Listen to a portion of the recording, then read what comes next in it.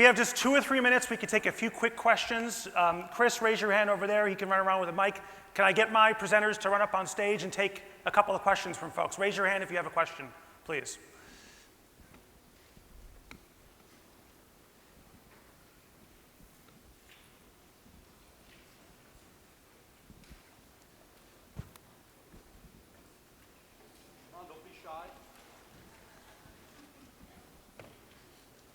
I see a hand right there.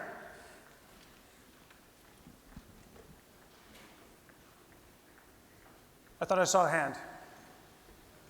Right there? Okay, we have a question right here. Matt, can you raise your hand up a little higher so I can see you? Chris, where are you? There's another hand over there. There we go. Hi, everyone. Thank you for a great speak today. Question is, how do 360 cameras work into the technologies you're working on, like augmented reality and VR? Did you hear the question? I didn't hear. The question was, how does 360-degree cameras fit into the AR and VR landscape? And I've got a mic here if any of you want to take that. So I'll make a comment. Yeah. So I'll make just a real quick comment, at least from an ODG perspective.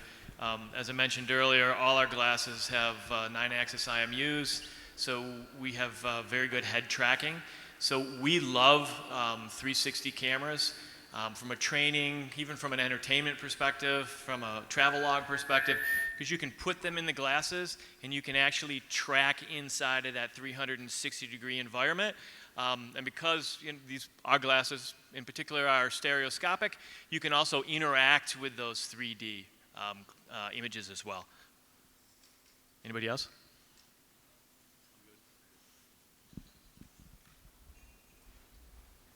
Okay, I think I saw one more hand. Do you want to ask that question? Right here? Okay. Hi, Jeff Watson with Boost VC. What advice would you give the entrepreneurs in the crowd about starting up a company in the AR sector in terms of patience and capital required? Great question.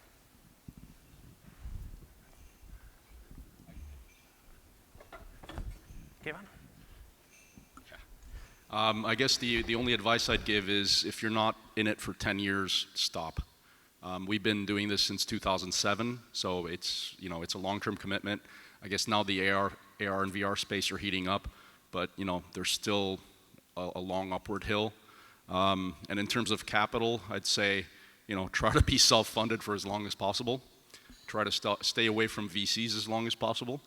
But if you can, unfortunately, it's a necessary evil. But I guess the message is it's long-term commitment. It's not get in, get out, sell your company for $2 billion in a year.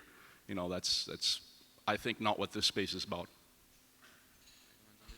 So actually, I would encourage anybody to enter into this market, but also because from the perspective of advancing the technology, we need as much competition as possible. This will help us all in all senses, whether you're acting on content, whether on distribution, on software, or on hardware. I would encourage anybody to enter this market. It's very exciting and very growing.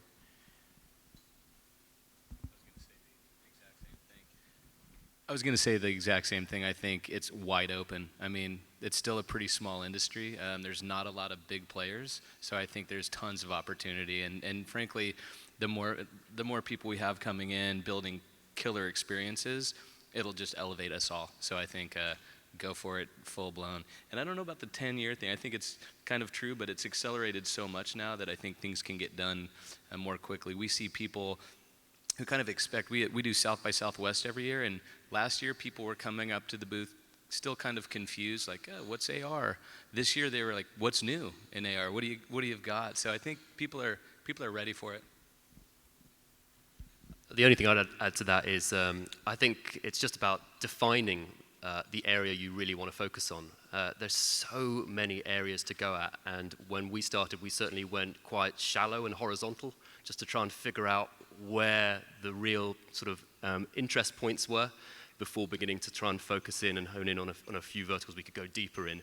And there's just so much out there to go for. I think I agree, it's a super exciting time. So yeah, definitely go for it. Okay. Any other questions, anybody? Okay. Did I see a hand? Right here. Okay. Okay, I'm trying to find out, as a person who depended on Metaio, and now they're gone, you guys are pretty much on top of the food chain, so you know what the alternatives are, and I'm assuming there's not many on that level. So how would you advise us, and which three, maybe two top companies are in that realm that we should focus on, those people who depended on that kind of service? I am so glad I'm holding the mic. As a lifelong Apple fan, I could not be more delighted about the news. Look, there are a number of great companies out there that have good SDKs and create content. Clearly, that is an area at Zapper that we're focusing on. You know, as for my talk, that the content creation piece and thinking about this new canvas and understanding how you make experiences that are actually made for kind of mobile and wearables of the future doesn't really exist right now, because there are different rules that you have to play by that aren't true of Flash and HTML5 and all these other things. Has to be thought about in a different way. So I'd obviously say ourselves. You know, there was a great presentation by HP and Aurasma. I'm sure there are more people on the stage here who have also got a point of view on it, so I'll hand over the mic. Kachum. Thank you. So to be honest, I think you should try several providers, because even the spec sheet cannot be really what you would expect. So think about the requirements that you had from Metaio and look at different vendors, because not each one provides exactly the same suite of products, and each of them has different maturity. So actually, Metaio, to be honest, was very advanced in software, and no wonder why they were acquired.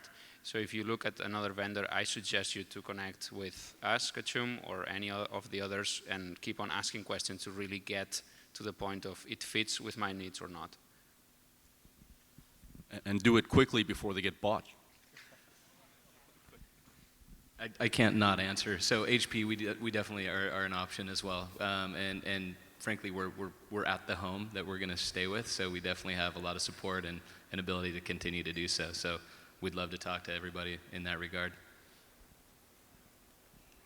Okay, I think we better cut it short. We're 10 minutes past, so I'm sorry, sir, but please visit everybody at the exhibits. I want to thank everybody for coming. I want to thank all the presenters for an amazing job, and thank you all. Cheers.